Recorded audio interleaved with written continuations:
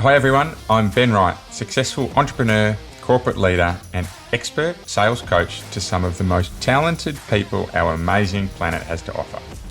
You're listening to the Stronger Sales Team podcast, where we bring together and simplify the complex world of B2B sales management to help the millions of sales managers worldwide build, motivate, and keep together highly effective sales teams. Teams who grow revenue and make their businesses actual profits. Along the journey, we also provide great insights and actionable steps to managing your personal health. A happy and productive you is not only better for your teams, but everyone around you. So if you're an ambitious sales leader who wants to build the highest performing and engaged teams, Stronger Sales Teams is right where you need to be. Welcome back to Stronger Sales Teams, the place where we provide real-world and practical advice to help you develop superpowered B2B sales teams. I'm a 20-plus year sales professional. That's included some pretty significant historical events. The arrival of a new millennium. Who can forget the Y2K bug? The GFC, and of course, the COVID pandemic. In between those events were some really nice periods of prosperity as well. So I can comfortably say I've lived through some boom and bust cycles over the last 20 years or so. And while sales techniques and methodologies have definitely evolved over this time, there's one thing for me that simply hasn't changed. And that's a reluctance by salespeople to ask for the business. Countless, and I've heard this so many times. So tell me, how's the prospect going with your latest customer? Oh, strong chance to close. Oh, this is a sure thing, this one. We'll definitely get this one over the line. It's just a matter of time. We're in the box seat on this one, or even it's in the mix, right? So many deals where I've heard this feedback that have then been lost by a salesperson's terror of hearing a no. So for me, though, even more puzzling is that no matter how many deals are stuck in inertia in a salesperson's pipeline, the international code to a question around their confidence in their ability to close a deal is, yeah, sure, I'm more than happy asking for the business. My reality is salespeople simply don't spend enough time working on closing. And that's not just closing at the end of the sales process, but that's closing throughout the journey, or certainly making sure objections are handled throughout the journey to get the close. And to be honest, 65% of sales leaders globally agree with me on that point. Lots and lots of data on this, but the latest survey I read, and it was through Serious Decisions, I think, said that 65% of sales leaders globally, and I'll quote, agree that salespeople spend too much time on non-selling activities instead of closing out deals. 65%. That's 2 out of every 3. So today is a perfect time then to deep dive into the 4th step of our sales process, or the home run, the time when we close. We're going to really try and break down the stigma around closing out deals and give to you a couple of more than a couple of really chunky, practical pieces of advice that will allow you to build a process for closing deals that's really easy to follow. In fact, today's going to be a checklist style approach. We're going to follow 8 things that you can do to help get the best out of your sales teams. So a little check-in for those who are new to the podcast, and also a nice reminder for the rest of us is the 5 steps of the sales process we have defined. First one, lead generation, first base. Second one, meet and greet and needs analysis. That's getting to second base. Third one is your presentation in front of your customer or your service delivery offering. Fourth one is the close, which we're talking about today, which is home base, obviously. And the post-game review is going to be the post-sale key account or account management. Okay, so let's get into it. Today's going to be a chunky podcast in list format that I said a minute ago. So get your pens or typing fingers ready, and we're going to give you some really practical tips on building sales teams who live to close. Okay, step 1. A little warm up, but for me, the best teams have a clear process. So every team member is aware of how the business closes from a process point of view. That is the levers, right, that the business use. So they understand their automated funnels. They understand their CRM systems and how to most effectively use them. They understand their campaign management software, and they're really clear on where they can and can't negotiate. The teams that have purpose generally have structure and some clear rules of engagement about how and when they go about closing. Really important. Step number 2 is, again, successful teams that I work with, They've picked closing techniques that their teams use more often than not. Now, there are plenty of great techniques to close out in the market. But for me, across the extensive, the dozens and dozens of businesses I've worked with, I'm really clear that there simply isn't one technique that works all the time. For me, these great sales teams, the ones that I've really seen succeed and built myself to succeed, they generally have multiple closing tools that they deploy in very different situations, right? And sometimes they even leverage the skills of different salespeople, right, for different situations. So I'm going to go through now 4 that I really like and 4 that I've seen deployed effectively time and time again, starting with the softest approach and moving into what you'd say is probably the hardest approach. So your job after today is to choose which ones, and I say that, ones in plural, work for you. And if you haven't already, roll them into your team. Okay, so the first one, question closing. This is often called micro closing or trial closing, and it's repeated throughout the sales process. So this is all about regularly asking questions and sometimes repeatedly.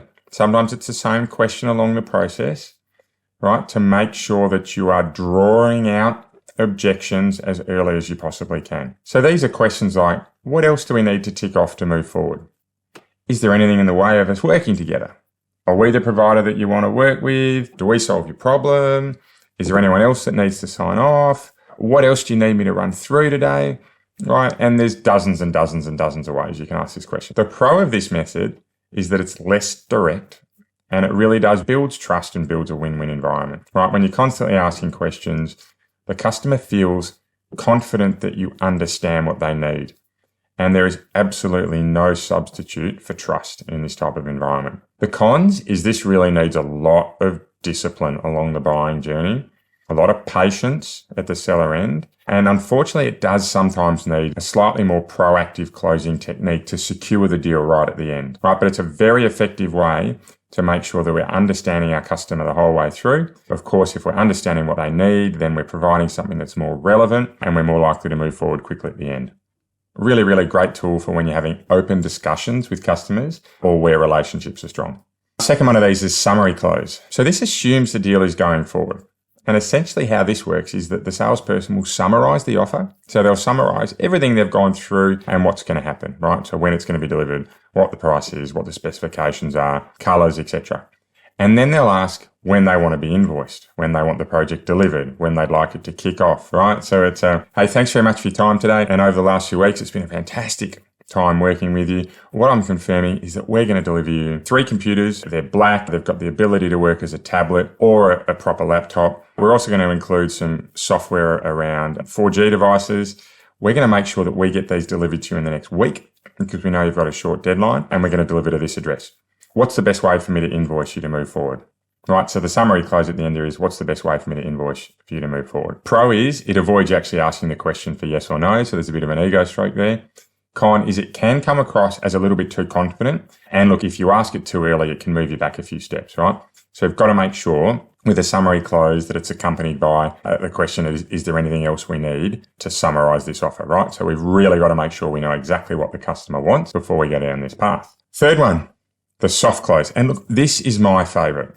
I think this is a great close tool when you really know what a customer needs to move forward, right? Or you're really confident that you can ascertain exactly what's missing from their wish list, right? So a soft close for me goes something like, if I can secure the additional 1-year warranty, or if I can secure delivery in the next week, or if I can secure that your invoicing is 50% now and 50% on delivery, right? Will you then move forward today or tomorrow or by the end of the week, right? What I really like about it is that you're giving something to get something.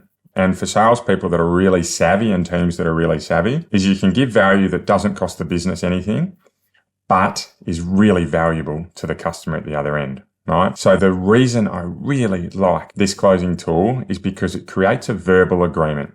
And in my experience, most people will honor verbal agreements, right? So if I give, will you give, right? Or if you get, will you give is a better way to explain it. I love this, particularly if you've been able to structure a deal in a way that you know exactly what the lever will be to allow you to move forward. The con on this is you need to find the right lever. right? And it has a high risk of returning to price. So for me, I always recommend teams that are building soft close as one of their favorite go-to tools, that they have quite a few levers to pull so that they don't have to default back to price. It is also a higher risk close, certainly higher than a question close or a summary close, but one that you can repeal if it doesn't go well, right? So if a customer says, hey, you're pushing me too hard, you can go, look, I was just trying to secure you some extra value to enable you to move forward. That's absolutely fine. We can move at a pace that works for you, and I'm here to help you across that entire journey. Okay, the fourth one, limited time offer. Now this is your highest of the risks of the close, but really has its place, certainly when you're at the end of month, end of year, or when you've got customers that are looking for a deal. So this is a now or never style close that really puts a very distinct time frame on the offer validity. So things like after the end of the month, we can't hold the price any longer, right? Or if you'd like the extended warranty, or if you'd like the reduced price, we need sign off by tomorrow, right? Or even something like if you want delivery by the end of the year, we've got to make sure we've got commitment before close the business next Wednesday, right? So a really nice sub-technique of this method is also working backwards from your delivery or your implementation deadlines, right? To create somewhat of an artificial deadline yourself on a closing date. So what do I mean by that? Well, if your project's going to take 3 weeks to manufacture, say a week lead time, a week delivery, and maybe a week in admin, right? So that's 6 weeks in total. You can certainly sit down with a customer and say, right, so we've got a 6-week lead time from start to finish here. If you want delivery by the end of September, okay, we're the start of August now, we really need your acceptance by the middle of August. The pro for this method is that it really brings those who are serious and have their own deadlines to get a decision made. Absolutely removes procrastination and therefore your time spent in inertia, right? Those who know me well know I hate deals being stuck in inertia. Get a yes or get a no, or worst case, get a no, not now, right? But don't keep spending time and energy on deals that won't move ahead. So I like this type of method because it does remove that procrastination and you quickly work out if someone's interested or not. The con, it can burn someone who you've incorrectly identified as ready to buy, right? It's absolutely a higher stake close. So the key here is to make sure that you know that the customer is in a position to make a decision when you get a set a deadline. If they're not ready to make the decision and you set a deadline, it's a complete waste of time and will absolutely break down the trust in your relationship. So really, really important. So there were 4 close methods there: question closing, the summary close, the soft close, and the limited time offer, right? And all of these will be in the show notes, so you can certainly get back in and check them out if you need to. So what I won't pretend though is the above is easy to master. However, with practice comes confidence, and that's a very powerful ally of any salesperson. So I really encourage lots of workshopping, lots of role plays, lots of practice to be able to make this work. But there's also plenty more out there around closing, which, look, of course, I can help you with along the journey. So I'd love hearing from people who listen to the podcast. So DM me on Instagram or LinkedIn at Stronger Sales Team if you want to book a free discovery call. Okay, so we've gone through step 1 and step 2. So step 1 is that the best teams around closing have a process. Step 2 is that they've also got some predefined closing techniques, plural, that they use across their process. Step 3 is really powerful teams leverage skills across their business. This is people who are effective at closing right across the business, or even effective at forms of closing across the business, right? So where you know that you have a person in your team who is great in a situation and another person in a different situation, being able to share the skills across the team. And this is where teamwork's really important, right? When you're a team of a group of people rather than a team of individuals, this type of impact can really work because everyone's happy to help and support each other, right? Danger, right? Real danger when you've got teams that are very cutthroat. They're less likely to draw on this. So I think whilst it's important to have some competitive tension within a team, it's also really important that they work together. Also, if someone goes too far in this form of process, right? So if you send someone into close to help with a salesperson that's built a great relationship, you can always repeal this, right? And revert back to the original relationship person and say, hey, look, I'm sorry that I'm really eager to help you, but I know you really well, and let's revert back to this type of process. So it's not necessarily a winner takes all or a loser loses everything, but certainly leveraging skills across your business is really powerful. Okay, step 4, don't underestimate the role of a negotiation, right? Regardless of the result. I love this quote. Sometimes it's a necessary stage for both sides to feel fulfilled. Right? Preparing teams to negotiate because it simply is a part of the process is very powerful. For some customers, just feeling like they've been heard and they've had an input into the buying process, right? And they've actually been able to secure some more value is critical. So regardless of the result, a negotiation can be really important.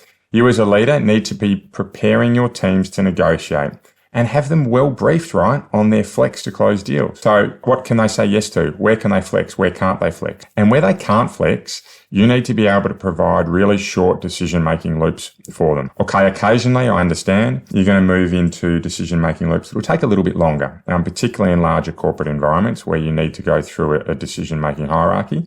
But wherever you can, have your teams briefed and short decision-making loops available for them. Very, very powerful. And look, for me, can you imagine, and I'm sure you've been in this situation, where you found yourself negotiating without a real target, right? You were just negotiating for the point of it. They're the types of deals that you need to prepare your sales team to be ready for, because often at the customer end, it's just about getting a small win to move forward. Not about what they get, but it's about getting that win. Now, of course, I don't want to be flippant. There are times when negotiations are across multiple competitors, multiple stakeholders.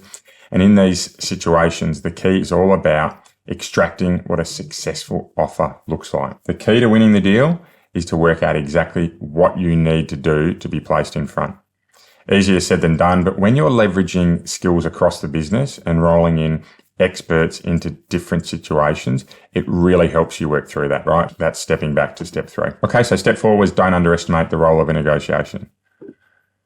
Step 5. Workshopping deals. Love this. This is my favorite part of an effective close process. And it's all about getting sales teams together. I historically have always done it weekly with my teams, 1 to 2 hours a week where you really flesh out what's going on with your deals. Why do I like it? A couple of reasons. One is it brings the team together, creates a sense of unity, creates a sense of us, we're in this together. 2, really like that it actually then seeks ideas across the broad team.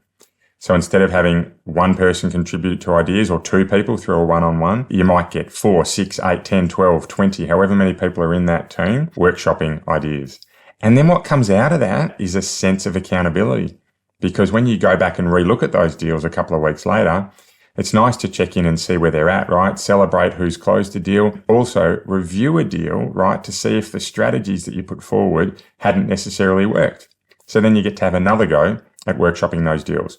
So love it. Step 5, workshopping deals, the most important part for me. Step 6, successful teams in the close really get to know who the decision makers are, right? Or they find someone who can. I remember a deal that our team was working on. This would have been 5 years ago in one of the businesses I was in. It was about $1.5 million, this deal. We just couldn't get to the decision maker, but we knew someone who could. So we utilized the services of that person, right? They did us a favor. They were friends of the business to get to that decision maker and get a couple of key messages across for us. Within 7 days, we had a $1.5 million close. It had been in inertia for a couple of months, but that act of simply getting to the decision maker closed the deal for us. Right, so step 7, make moving forward really easy for your customers. Today, we are in the digital world. DocuSign, other digital signing tools, there's heaps of them out there. Face-to-face to get a signature, resending proposals, right? Making sure they're at the top of the email account when people come in the morning, sending across just the signing page. It's really important that we take away the time drain from executing contracts for your projects. Right? If your company works on just receiving POs, you might be able to email across exactly what should be written in the description of that PO to save your customer time. We need to make signing really easy for our customers. Step 8, last but not least, and that's all about asking for the business.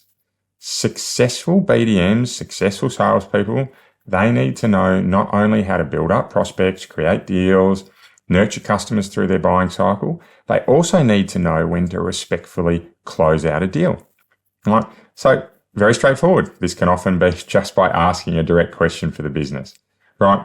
Of course, it doesn't always eventuate that way, and we've gone through a few closing tools. Whilst we love a fast yes, for me, a fast no or a clear no can be just as important to help salespeople really focus their time on the areas where they're most likely to close out a deal. I've said this before and I'll say it again. There is nothing worse than a hard-working, underperforming salesperson. We need to make sure that our salespeople are not spending time on deals that will never go ahead, right? So that all comes down to how we are building a process for them to work within. Okay, so there were 8 steps for me in teams that are very effective at closing. 1, they have a process. 2, they have a closing technique, right? Or multiple closing techniques, more importantly, and we went through 4 of those. Number 3 is they're leveraging skills across the business, dynamic skills across the business. Number 4 is they don't underestimate the role of a negotiation. Number 5 is they're workshopping deals regularly as a team. Number 6, they know how to get to the decision makers. Number 7, they make moving forward really easy for their customers, digital signing, for example. And number 8, they ask for the business. They're prepared to get a no to get a yes. Okay, time to take a breath. There was lots of information in the last 15 minutes or so. I love keeping the podcast actions really focused so that you guys and my listeners can take really chunky and tangible action items out of it. But if we've moved too fast, please jump onto the show notes to process the information. Or better still, and I've said this before, book in a free discovery call with me and I can help you specifically. You can get in contact with me through @StrongerSalesTeams on Instagram or LinkedIn, and I get across every connection made into the business, so you should hear directly from me. So here we are, deal closed and a very happy salesperson. We all love winning the deal, but sometimes forget that we've made a commitment. So that's a commitment both on our personal brand and our company's brands, right? That we're going to be accountable for delivering what we've sold. So even though we've hit that home run, right, we've also got to make sure we're focusing on our post-game review, our warm down, right, to make sure that our customers are looked after and that we get that super powerful referral on completion. So next up is the post-sale key account management or the account management part of the process. And that's coming up next week on our Stronger Sales Team podcast. For those who want to dive deeper, don't forget there's a free how-to guide coming out. And that's for not only creating a sales process that teams will actually follow, but also more details on the steps. So DM me sales process @Stronger Sales Team and I'll put you onto that mailing list. And I'd also recommend you jump back to episode 1 to make sure you're clear on how we define a sales process if you have time.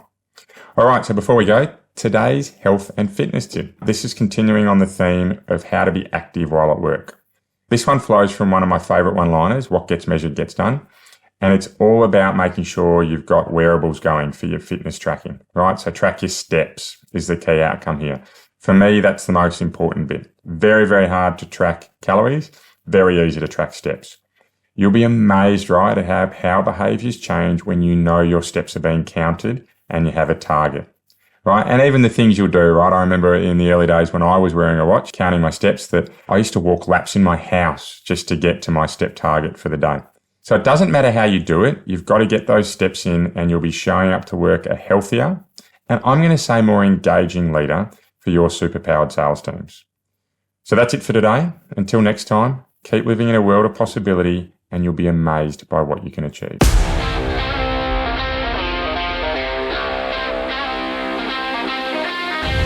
Want to be kept up to date with any of our free materials to help you build the best sales teams possible? Well, the easiest way you can do so is to follow us on your favourite social media channel. We're @Stronger Sales Teams on most of them, and if you DM us Stronger, we'll send you right back some great resources to help you build your superpowered sales team. If you'd like a little more help, please get in touch directly and book a free discovery call with me. I run a limited number of these sessions and they're free for my podcast listeners. I'd love to help you out. Until then, see you next week for another podcast of Stronger Sales Teams.